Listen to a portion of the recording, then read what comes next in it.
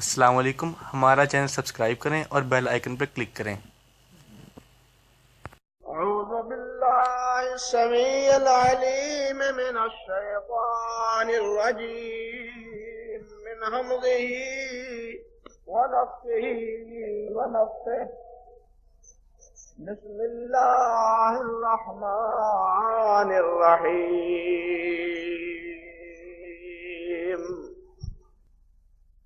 ما كان محمد أبا أحد من رجالكم ولكن رسول الله وخاتم النبيين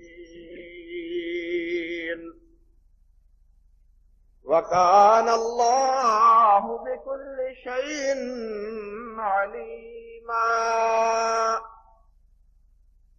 سبحان ربك رب العزة عما يصفون وسلام على المرسلين والحمد لله رب العالمين۔ واجب الاحترام بزرگوں، عزیز بھائیوں اور میرے قابل صد احترام ماں اور بہنوں، گزشتہ خطبے میں یہ بات آپ سے عرض کر رہا تھا کہ اللہ سبحانہ و تعالی نے اپنے حبیب حضرت محمد مصطفیٰ احمد مجتبی صلی اللہ علیہ وسلم کو نبی ہی نہیں بنایا بلکہ سید الانبیاء کے اعزاز سے بھی آپ کو نوازا ہے، اور آپ کے بعد یہ بھی آپ کی عزت و تکریم کی انتہا ہے کہ وہ سلسلہ نبوت جو اللہ ذوالجلال والاکرام نے جاری ساری فرمایا تھا بنی نوع انسان کی ہدایت اور رہنمائی کے لیے، آپ کو نبی بنا دینے کے بعد یہ سلسلہ نبوت اس کو بھی اللہ ذوالجلال والاکرام نے ختم کر دی۔ نہ صرف یہ کہ آپ پہلے انبیاء کرام علیہم السلام کے بھی سردار ہیں، بلکہ آئندہ کے لیے یہ دروازہ ہی اللہ سبحانہ و تعالی نے بند کر دیا اور نبوت کا اعزاز ہی اللہ ذوالجلال والاکرام نے آپ کے بعد ختم فرما دیا۔ اسی لیے آپ نے مختلف اوقات میں، بلکہ بسا اوقات بڑے بڑے اہم اجتماعات میں اور اہم مواقع پہ بھی آپ نے اس حقیقت کا اظہار فرمایا۔ آپ سن چکے ہیں کہ حجۃ الوداع کے خطبے میں بھی، جس میں آپ نے بہت سی ہدایات اور بہت سی رہنمائی کی باتیں فرمائی، ان باتوں میں ایک بات آپ کی یہ بھی تھی کہ یا ایھا الناس انہ لا نبی بعدی ولا امۃ بعدکم، لوگو یہ بات بھی کان کھول کے سن لو کہ میرے بعد کوئی نبی نہیں اور تمہارے بعد بھی کوئی اور امت نہیں۔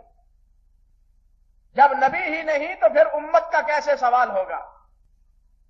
اب جو بھی ہوگا وہ میرے ساتھ منسلک ہوگا، میرے ساتھ اس کا تعلق ہوگا، کسی اور کے ساتھ نہیں۔ اور یہ بھی آپ سن چکے ہیں کہ یہ بھی اللہ ذوالجلال کا بہت بڑا انعام اور احسان ہے اس امت پہ کہ ہمیشہ کے لیے اللہ سبحانہ و تعالی نے اس امت کو براہ راست اپنے حبیب صلی اللہ علیہ وسلم سے متعلق فرما دیا۔ اسی طرح حضرت عبداللہ ابن عمرو ابن عاص رضی اللہ تعالی عنہ سے مسند امام احمد میں روایت ہے، فرماتے ہیں کہ خرج علینا رسول اللہ صلی اللہ علیہ وسلم، یہ نبی کریم صلی اللہ علیہ وسلم ایک دن ہمارے پاس تشریف لائے، حجرہ مبارک سے، اپنے گھر مبارک سے باہر مسجد میں تشریف لائے، کل مودع، اس حیثیت سے، ایسی کیفیت سے، ایسا ہمیں محسوس ہو رہا تھا کہ ہم آپ کو رخصت کر رہے ہیں، آپ ہم سے رخصت ہو رہے ہیں، آپ ہم سے جدا ہو رہے ہیں، آخری باتیں گویا کہ آپ فرما رہے ہیں۔ آئندہ ممکن ہے کہ ایسی باتیں کہنے کا موقع ملے یا نہ ملے۔ جس طرح الوداعی طور پہ جانے والا، باہر جانے والا الوداعی طور پہ نصیحتیں کرتا ہے، وصیتیں کرتا ہے، اور کہتا ہے میرے بعد ان باتوں کا اہتمام کرنا، ان باتوں کا لحاظ کرنا۔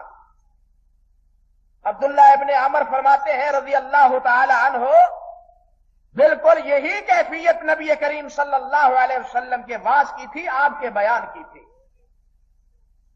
اور اس میں آپ نے یہ بات ارشاد فرمائی، فقال انا محمد النبی الامی ثلاثا ولا نبی بعدی۔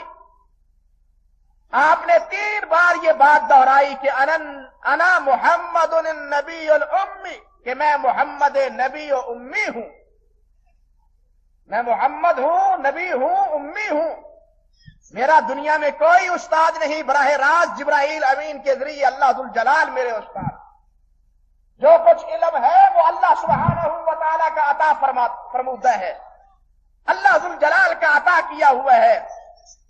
جو بھی علم ہے میں نے کسی کے سامنے زانوے تلمس طے نہیں کیے، کسی کو اپنا دنیا میں استاد نہیں بنایا، میرے براہ راست استاد یا میرے علم سکھانے والے اللہ احکم الحاکمین ہے، اللہ ذوالجلال نے جو باتیں بتلائی ہیں میں وہی تمہیں کہتا ہوں۔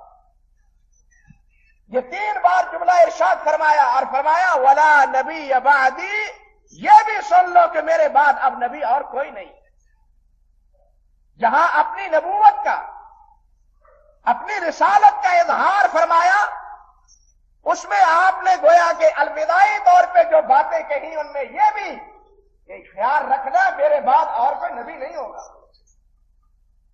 بلکہ حضرت ثوبان رضی اللہ تعالی عنہ سے سنن نبی داؤد میں یہ روایت موجود ہے کہ آپ نے فرمایا سیکون فی امتی کذابون ثلاثون کلہم یزعم انہ نبی وانا خاتم الانبیاء لا نبی بعدی۔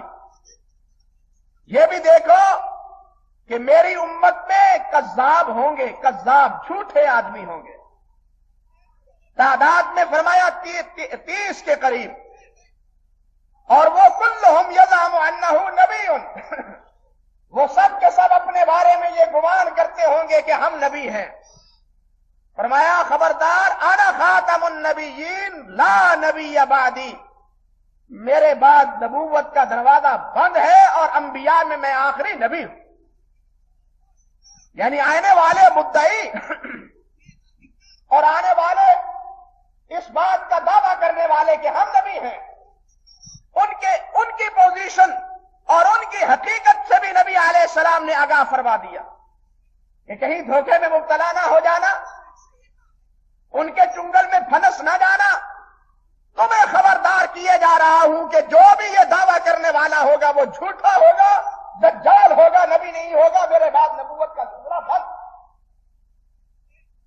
اور یہ جو آیت میں نے سورۃ احزاب کی آپ کے سامنے پڑھی، جس میں اللہ سبحانہ و تعالی نے آپ کی ختم نبوت کا اعلان فرمایا ہے، اس آیت کا پس منظر اگر سامنے رکھ لیا جائے تو یہ مسئلہ نصف النہار کی طرح واضح ہو جاتا ہے کہ کس طرح اللہ سبحانہ و تعالی نے اور کس پس منظر میں رب ذوالجلال والاکرام نے اپنے حبیب علیہ الصلوۃ والسلام کی ختم نبوت کا اعلان فرمایا۔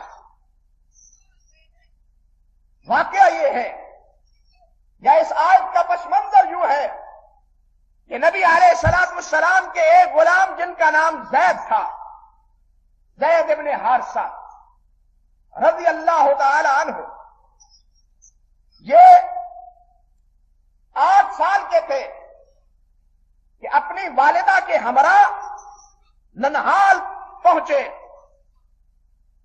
والدہ انہیں اپنے بیٹے کو لختے جگر کو لے کے میکے چلی گئی۔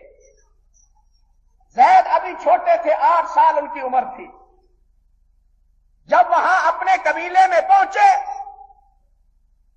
تو عرب کا جو معاملہ اور معاشرہ تھا قتل و غارت کا اور غارت گری کا، لوٹ مار کا، اس کے مطابق قین بن جسر قبیلے نے اس قبیلے پہ حملہ کر دیا، شب خون مارا، آدمیوں کو قتل کیا، کچھ کو قیدی بنا لیا، مال اسباب ان کے لوٹ لیے، اور ان قیدی بنانے والوں میں ایک یہی نوجوان، یہ بچہ زید ابن حارثہ بھی تھا۔ اس کو اس لوٹنے والے قبیلے نے کچھ عرصہ بعد طائف کے قریب عکاظ کے نام پہ جو سالانہ میلہ منعقد ہوتا تھا، جیسے آج میلہ مویشیوں پہ جناب خرید و فروخت جانوروں کی ہوتی ہے، معاذ اللہ اس دور میں انسانوں کی خرید و فروخت میلوں پہ اسی طرح ہوا کرتی تھی۔ زید بن حارثہ کو اس قبیلے، لوٹنے والے قبیلے نے، شب خون مارنے والے قبیلے نے عکاظ کے میلے کے موقع پہ جا کے فروخت کرنا چاہا، اور حسن اتفاق سے زید کو خریدنے والے حضرت حکیم بن حزام تھے، جو حضرت خدیجہ الکبریٰ کے بھتیجے تھے۔ حکیم بن حزام، انہوں نے ان سے 400 درہم کے معاوضے میں زید بن حارثہ کو خرید لیا، اور خرید کر کے آ کے حضرت خدیجہ کے خدمت میں پیش کر دیا کہ یہ غلام خرید کے لایا ہوں آپ کے لیے۔ اب اس کے بعد کیا ہے، وہ خدیجہ کے پاس رہے، زید خدیجہ کے غلام کی حیثیت سے، لیکن جب نبی کریم صلی اللہ علیہ وسلم کے ساتھ نکاح ہوا تو نکاح کے بعد نبی علیہ السلام نے خدیجہ الکبریٰ سے حضرت زید کو طلب کر لیا کہ یہ غلام مجھے دے دیجئے میری خدمت میں۔ حضرت خدیجہ نے نبی کریم صلی اللہ علیہ وسلم کو، اپنے خامد کو، حضرت محمد صلی اللہ علیہ وسلم کو اپنا غلام زید ہبہ کر دیا کہ آج سے یہ زید میرا غلام نہیں بلکہ محمد کا غلام ہے صلی اللہ علیہ وسلم، آج سے یہ میرا خدمت گزار نہیں بلکہ محمد میرے خامد صلی اللہ علیہ وسلم کا خدمت گزار۔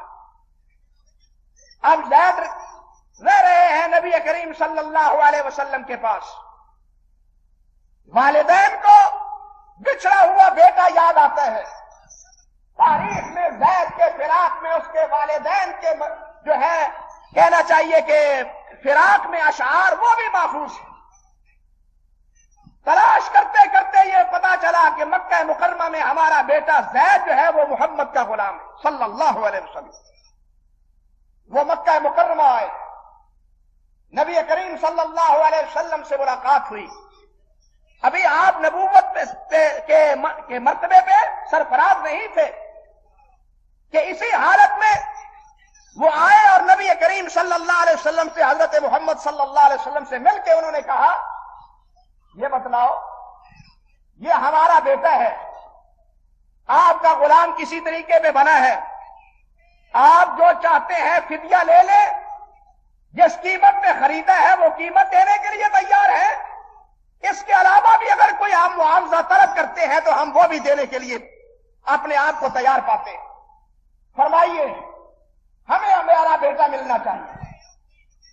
نبی کریم صلی اللہ علیہ وسلم نے فرمایا زید کو پوچھ لیتے ہیں، وہ اب بچہ تو نہیں ہے، کہتے ہیں اب اس وقت 15 سال کی عمر ہو چکی تھی زید کی، اس سے پوچھ لیتے ہیں اگر وہ آپ کے ہمراہ جانا چاہتے ہیں تو مجھے کوئی اعتراض نہیں، بغیر معاوضے کے اور بغیر کسی مطالبے کے میں زید کو تمہارے ہمراہ روانہ کر دوں گا، زید سے پوچھ لیں۔ چنانچہ زید کو بلایا گیا اور نبی کریم صلی اللہ علیہ وسلم نے پوچھا زید یہ آنے والے جو ہیں ان کو پہچانتے ہو کہ یہ کون ہے؟ زید نے غور سے دیکھا تو کہنے لگے حضور ایک میرے ابا ہے اور ایک میرے چاچا ہے، پہچان لیا۔ پھر فرمایا کہ زید یہ تمہیں لینے کے لیے آئے ہیں، میں تمہیں اختیار دیتا ہوں اپنے والد اور چچا کے ہمراہ چلے جاؤ، میرے پاس رہنا چاہتے ہو تو بسم اللہ میرے پاس تو پہلے رہ अल्लाह अकबर। ज़ैद ने उस वक्त ये बात सुन के, नबी अलैहिस्सलाम की ये बात पेशकश सुन के ये बात उसने कही कि मा अना बिल्लदी अख्तारु अलैका अहदन अंत मिन्नी बिमकानिल अबी वल अम। ज़ैद कहने लगे कि मैं किसी सूरत भी बाप और चचा के हमरा जाने के लिए तैयार नहीं हूं। आप मेरे बाप है, आप मेरे चचा है। बाप बोला ज़ैद, कोई आजादी से गुलामी को तरजीह देते हो, बड़े नालायक हो। खुदा गुलामी की जिंदगी और खुदा आजादी की फिजा तुमने अपने आप को गुलामी में देने के लिए आमादा किया। ये तुम्हारा अच्छा फैसला नहीं है। ज़ैद कहते हैं रहे तो मिन हाज़ल शैअन मा अना बिल्लज़ी अख्तारु अलैहि अहदन, कि जितनी मुद्दत इनके हमरा मैंने गुजारी है, ऐसी शफकत, ऐसा प्यार, ऐसी मोहब्बत, ऐसी राफत तो मैंने कभी किसी से देखी ही नहीं। इसलिए मोहम्मद का दामन छोड़ने के लिए कभी तैयार नहीं, सल्लल्लाहु अलैहि वसल्लम। साफ साफ कह दिया चचा को और बाप को भी। जब यह बात सुनी नबी अलैहिस्सलाम ने, वो मायूस हो गए। ज़ैद का बाजू पकड़ा। हरम में नबी अलैहिस्सलाम बैतुल्लाह में तशरीफ ले आए। बैतुल्लाह पहुंचने के बाद, हरम में पहुंचने के बाद लोगों को इकट्ठा किया और कहा, लोगों, आज के बाद ये ज़ैद इब्ने हारिसा नहीं बल्कि ज़ैद इब्ने मोहम्मद, और मेरे माल का वारिस भी ये ज़ैद बिन मोहम्मद होगा। ज़ैद होगा मेरे माल का वारिस। जिस तरह मेरी दूसरी औलाद है वो मेरे वारिस होंगे, इसी तरह ये मेरा बेटा वो भी वारिस होगा। अल्लाह अकबर। ये ऐलान नबी अलैहिस्सलाम ने कर दिया। अभी नबूवत का ऐलान नहीं, ये सारे मामले पहले हो रहे हैं। नबी अलैहिस्सलाम ने जब ऐलान नबूवत फरमाया तो आपकी नबूवत पे लब्बैक कहने वालों में एक ये हजरत ज़ैद भी थे, जो जिन्होंने साबिकीन अव्वलीन में हिस्सा लिया। और उस वक्त हजरत ज़ैद की उम्र 30 साल हो चुकी थी।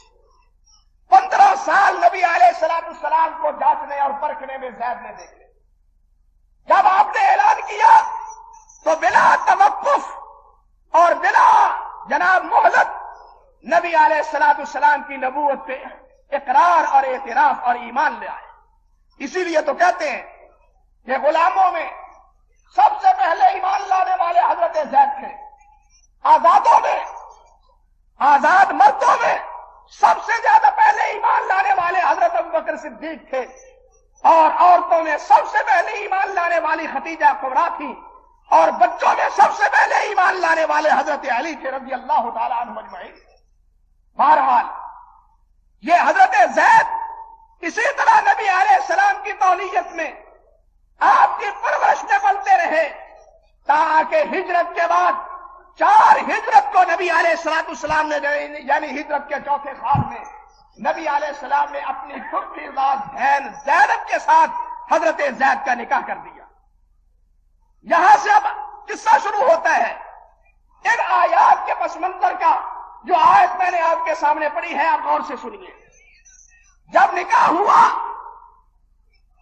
हुस्न इत्तिफाक या सुए इत्तिफाक के दोनों के माबैन निभा ना हो सका।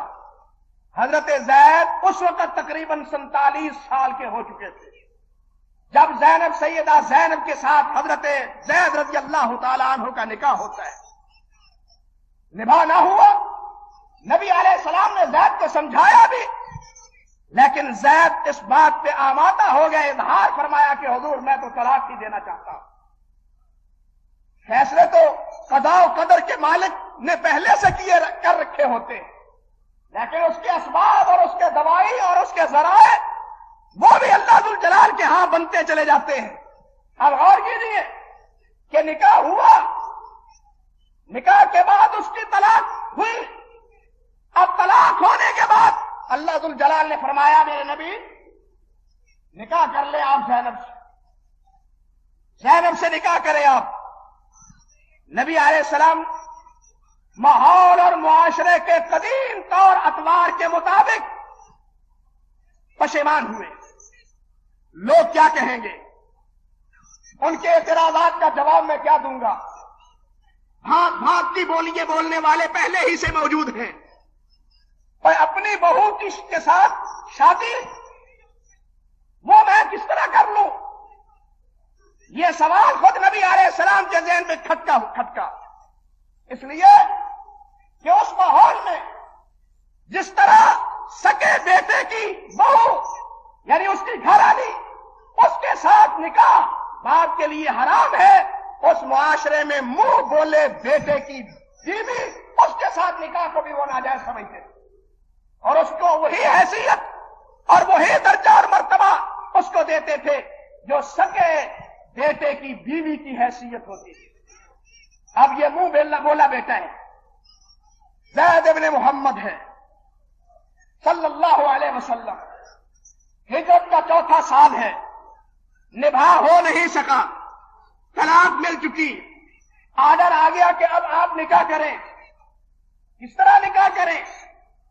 سورۃ احزاب کی ابتدائی آیات پڑھیں، ان آیات میں پیش بندی کے طور پہ رب ذوالجلال والاکرام نے ایک بات ارشاد فرمائی، وہ کیا؟ فرمایا ما جعل اللہ لرجل من قلبین فی جوفہ، سن لو کہ اللہ ذوالجلال نے کسی کے سینے میں 2 دل نہیں رکھے، ایک ہی دل رکھا ہے، 2 دل نہیں ایک دل ہے۔ وما جعل ازواجکم اللہ تظاہرون منہن امہاتکم، فرمایا اور تم جن اپنی بیویوں کو اظہار کر کے کہہ دیتے ہو کہ یہ ہماری مائیں ہیں، وہ تمہاری مائیں نہیں ہو سکتی۔ اظہار کی صورت یہی ہے کہ اپنی بیوی کو کہہ دے کہ تم میرے لیے اسی طرح حرام ہے جس طرح میری ماں یا میری بہن میرے لیے حرام ہے، یہ ہے اظہار۔ زبان سے ویسے نکل جائے، رشتہ داری میں بے خبری میں چلتے چلتے بہن کا لفظ یا بھائی کا لفظ میاں بیوی بول دیتے ہیں، اس سے اظہار ثابت نہیں ہوتا۔ اظہار تب ہوتا ہے جب کہے کہ میرے لیے تو اسی طرح حرام ہے جس طرح کہ میری ماں میرے اوپر حرام ہے یا میری والدہ میرے اوپر حرام ہے، پھر وہ اظہار ہوتا ہے۔ مسئلہ سمجھے، اللہ ذوالجلال والاکرام نے فرمایا کہ تم جس اپنی بیوی کو ماں کہتے ہو وہ تمہاری ماں نہیں ہو جاتی، دل 2 نہیں دیے، عورت کی حیثیت ایک ہی رہتی ہے، یہ نہیں کہ وہ بیوی بھی ہو اور ماں بھی ہو، سمجھے گا نہیں؟ وہ ایک ہی اس کی حیثیت ہوگی۔ فرمایا وما جعل ادعیاکم ابناکم ذالک قولکم بافواہکم، اور تم جو دعویٰ کرتے ہو یہ میرا بیٹا ہے، یہ میرا بیٹا ہے، یہ تمہارا بیٹا کہنے سے تمہارا بیٹا نہیں بن جاتا، تمہارے منہ بولے بیٹے سے بیٹا بنانے سے وہ تمہارا بیٹا نہیں بنتا۔ فرمایا وہ بیٹا اسی کا ہوگا جس کا وہ بیٹا ہے، تمہارا بیٹا نہیں ہے۔ فرمایا واللہ یقول الحق وہو یہدی السبیل ادعوہم لآبائہم هو اقسط عند اللہ، خبردار جو جس کا بیٹا ہے اس کو اسی کے نام سے پکارو، جس کا بیٹا ہے اسی کے باپ کے نام سے اس کو پکارو۔ صحیح بخاری میں حضرت عبداللہ ابن عمر رضی اللہ تعالی عنہ سے ہے کہ جب یہ آیت نازل ہوئی اس سے پہلے ہم زید ابن محمد کہتے تھے، لیکن یہ آیت نازل ہونے کے بعد ہم زید ابن حارثہ کہنے لگے کہ اللہ نے روک دیا، خبردار منہ بولا بیٹا، یہ میرا باپ بیٹا ہے، یہ میرا بھائی ہے، یہ میرا باپ ہے، ہاں یہ میری بہن ہے، یہ منہ بولے بھائی بہن نہیں بنتے۔ اور اسی بنیاد پہ بے پردگی کی جو روا رکھی جاتی ہے اور جو واقعات پھر آگے جنم لیتے ہیں پناہ بخدا، ہاں فرمایا منہ بولا بھائی بھائی نہیں، بھائی بھائی وہی ہے جو سکا بھائی ہے، باپ وہی ہے جو حقیقی بھائی ہے، بیٹا وہی ہے جو حقیقی بیٹا ہے۔ فرمایا ادعوہم لآبائہم، اولاد کو بیٹوں کو ان کے باپ کی نسبت سے بلاؤ، دوسرے کی نسبت سے نہیں۔ تو آج سے زید ابن محمد نہیں بلکہ زید ابن حارثہ ہوئے رضی اللہ تعالی عنہ۔ یہ بات اللہ ذوالجلال والاکرام نے فرمائی۔ ایک حدیث اور سن لیجیے، حضرت سعد ابن ابی وقاص فرماتے ہیں رضی اللہ تعالی عنہ کہ نبی کریم علیہ السلام نے فرمایا من ادعى الى غیر ابیہ وهو يعلم انه غیر ابیہ فالجنۃ علیہ حرام۔ اللہ اکبر۔ فرمایا یہ جانتا ہے کہ میرا یہ باپ نہیں ہے، میرا باپ فلاں ہے، لیکن اس کے باوجود وہ اپنے آپ کو اپنے باپ کی طرف منسوب نہیں کرتا، وہ اس کو اپنا باپ کہتا ہے جو حقیقی طور پہ اس کا باپ نہیں ہے. حضرت محمد رسول اللہ نے فرمایا فل جنت علیہ حرام، اللہ نے جنت اس پہ حرام کر رکھی. ہسپتالوں سے، سڑکوں سے لے کے اولاد کو پالنا اور اس کو اپنا بیٹا بنانا اور اس کا بھی جواب ہو کے اس کو اپنا باپ کہنا، یہ ساری ایک خرابیوں کی جڑ ہے. ہم تو پال لیتے ہیں، پالنے کے اغراض مختلف ہوتے ہیں، پالنے کے اغراض مختلف. اگر کسی کے ساتھ ہمدردی ہے انسانی تو اس کا صلہ اور اس کی نیکی وہ اللہ سے پائے گا. لیکن جو حقیقی مسئلہ ہے وہ سرپرست تو ہو سکتا ہے، اس کا بیٹا نہیں ہو سکتا. آج اس کو آپ بیٹا لکھیں گے، کل اس کے کاغذات میں آپ کی وراثت کا مسئلہ ہے، آپ کے بیٹوں اور بیٹیوں سے پردے کا مسئلہ ہے، آپ کے بھائی عزیز داری میں جناب نکاح کا مسئلہ ہے. کتنے مسائل ہیں جو اس کو بیٹا بنا دینے سے پیدا ہو جاتے ہیں. ایک مسئلے کا حل تو ہم نے ڈھونڈا، لیکن بہت سی خرابیاں خود اس مسئلے کی بنیاد پہ ہم نے پیدا کر لی. ایز اے سرپرست اس کا نام تو آپ رکھیں، لیکن باپ کی حیثیت سے اس کا نام مت لکھائیں. اللہ نے کیا فرمایا؟ ادعوہم لآبائہم. بہرحال آج سے یہ زید ابن حارثہ ہوئے.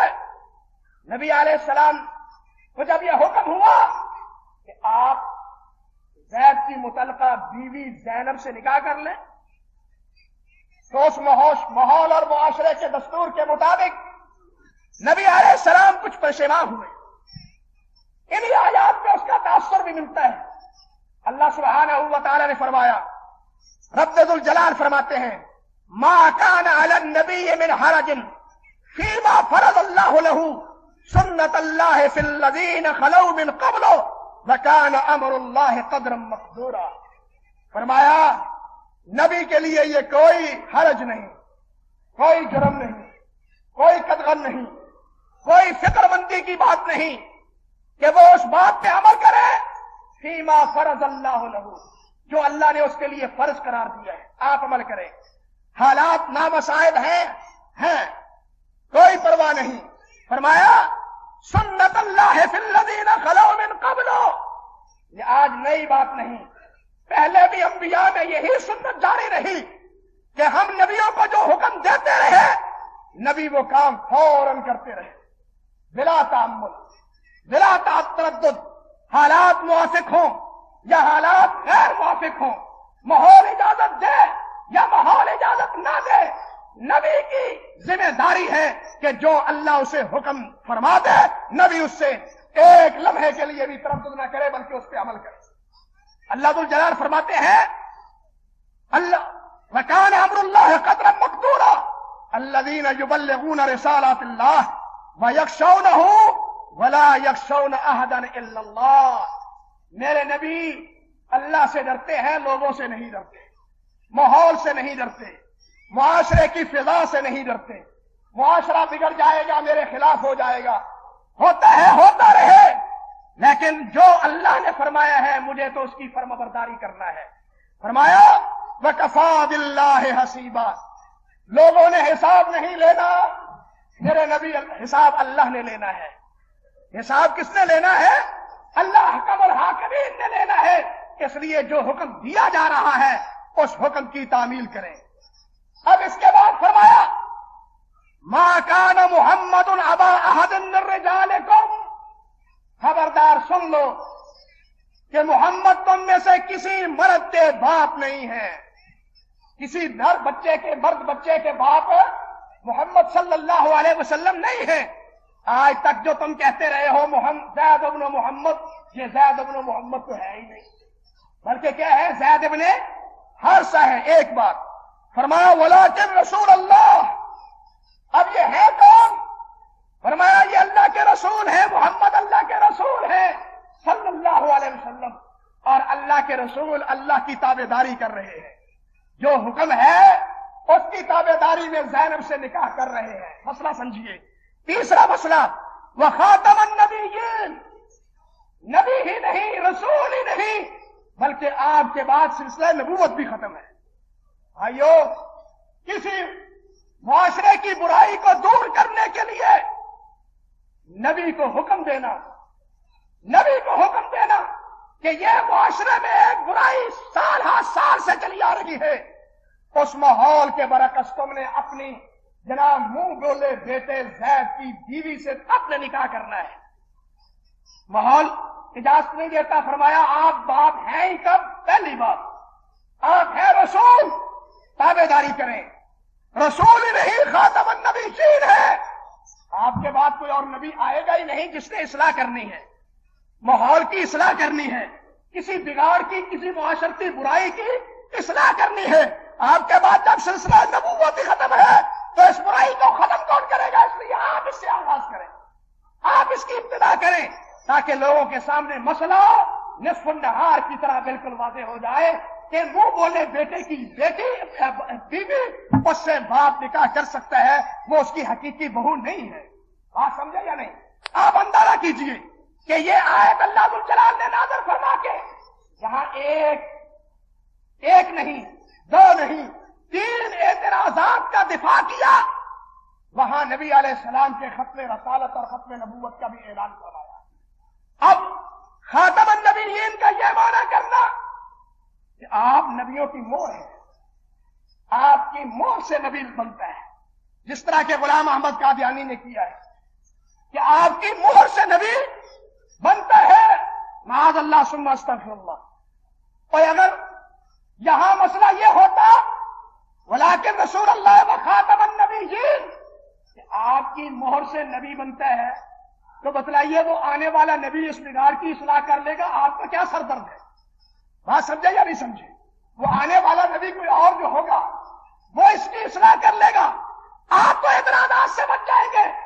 اگر یہ مسئلہ ہے تو پوری سورت کا پس منظر وہ بھی ختم ہو کے رہ جاتا ہے، یعنی پوری آیت کا اور سورت کا پس منظر وہ بھی ختم ہو کے رہ جاتا ہے، اور جو تعویل کی جاتی ہے وہ تعویل اپنی جگہ تعویل نہیں بلکہ قرآن مجید کی تعریف ہے۔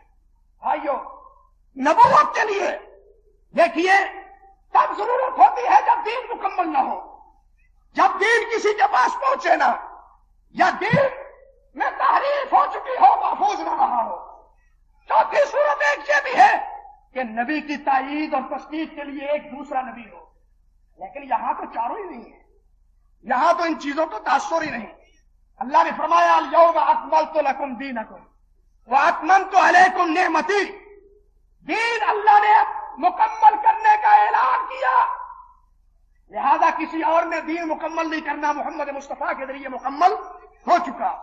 حفاظت کی بات تورات، انجیل اور زبور میں تعریف کی بات فرمایا یہاں انا نحن نزلنا الذکر وانا لہ لحافظون، ہم ہی اس کے نازل کرنے والے ہیں اور ہم ہی اس کے نگہبان اور محافظ ہیں۔ رہی تیسری بات کہ جناب دین پہنچے نا، فرمایا خبردار، اللہ ذو الجلال کا حکم ہے وما ارسلناک الا کافۃ للناس بشیرا ونذیرا، کہ ہم نے پوری انسانیت کے لیے آپ کو بشیر و نذیر بنا کے بھیجا ہے۔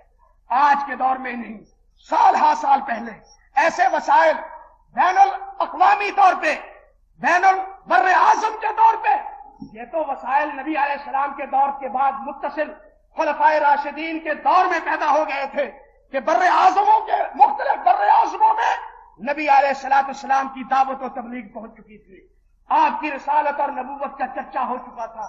اور آج کے اس دور میں جہاں یہ سارے بر اعظم ایک مٹھی میں نظر آتے ہیں، انسان نہیں جس سے محمد مصطفیٰ صلی اللہ علیہ وسلم کی تعلیمات مخفی ہو اور وہ نبی جاننا چاہے تو نبی علیہ السلام کی تعلیمات کو جاننے کے لیے اس کے پاس ذرائع نہ۔ اس لیے آپ پوری انسانیت کے لیے رسول بھی ہیں۔ رہ گیا کہ آپ کی تائید کی بات، جس طرح کہ ہارون علیہ السلام کو تائید کے طور پہ موسیٰ علیہ السلام کے ہمراہ نبی بنا دیا گیا، یا جس طرح سورۃ یاسین میں اللہ سبحانہ و تعالی نے فرمایا، رب ذو الجلال فرماتے ہیں وَاضْرِبْ لَهُمْ مَثَلًا أَصْحَابَ الْقَرْيَةِ إِذْ جَاءَهَا الْمُرْسَلُونَ إِذْ أَرْسَلْنَا إِلَيْهِمُ اثْنَيْنِ فَكَذَّبُوهُ فَعَزَّزْنَا بِثَالِثٍ فَقَالُوا إِنَّا إِلَيْكُمْ مُرْسَلُونَ۔ دو نبی پہلے بھیجے تھے، انہوں نے دونوں کی تکذیب کی، اللہ فرماتے ہیں ہم نے تیسرا بھی بنا دیا۔ تینوں نے کہا لوگوں ہم اللہ کے نبی ہیں، لیکن انہوں نے تینوں کی تکذیب کی، یعنی تائید کے طور پہ۔ مگر یہاں تائید کی بات تو وہ سرے سے نبی نے رد کر دی، فرمایا انت منی بمنزلۃ ہارون من موسیٰ، انت منی بمنزلت ہارون من موسیٰ، اے علی تیرے ساتھ میری وہی نسبت ہے جو ہارون کو حضرت موسیٰ علیہ السلام کے ساتھ تھی، الا انہ لا نبی بعدی، لیکن میرے بعد تو کوئی اور نبی نہیں، ہارون تو نبی تھے۔ موسیٰ علیہ السلام تورات لینے گئے، ہارون بعد میں نبی تھے، ان کی اطاعت لازم تھی، ہارون علیہ السلام کو مقرر کر کے گئے تھے، میں آپ کو مقرر کر رہا ہوں، لیکن خبردار امامت کے لیے، خلافت کے لیے، مدینہ طیبہ کی نگرانی کے لیے، نبوت کے لیے نہیں، اس لیے لا نبی بعدی کہ میرے بعد کوئی اور نبی نہیں۔ فرمایا لو کان بعدی نبی لکان عمر، اگر میرے بعد کوئی نبی ہوتا تو عمر ہوتا۔ اس لیے تائیدی طور پہ بھی نبوت کا دروازہ نبی علیہ السلام نے بند کر دیا۔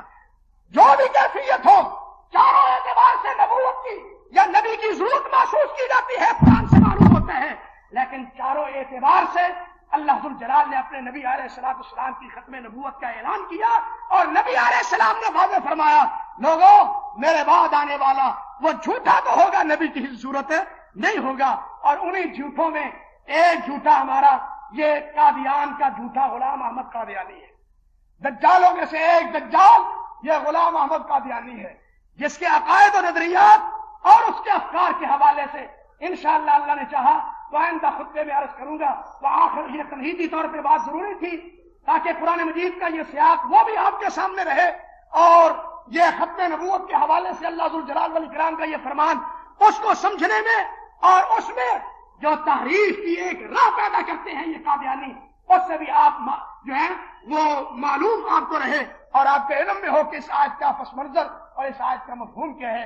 اللہ سبحانہ و تعالی ہمیں آپ سے وابستہ رکھے، آپ ہی سے وابستہ رکھے، اور آپ ہی کے جھنڈے کے نیچے قیامت کے دن ہمیں ہمارا حشر فرمائے، آپ ہی کے دست مبارک سے اللہ ذوالجلال ہمیں حوض کوثر کا پانی نصیب فرمائے، اور آپ ہی کی معیت میں اللہ ذوالجلال ہمیں جنت الفردوس نصیب فرمائے۔ وآخر دعوانا الحمدللہ۔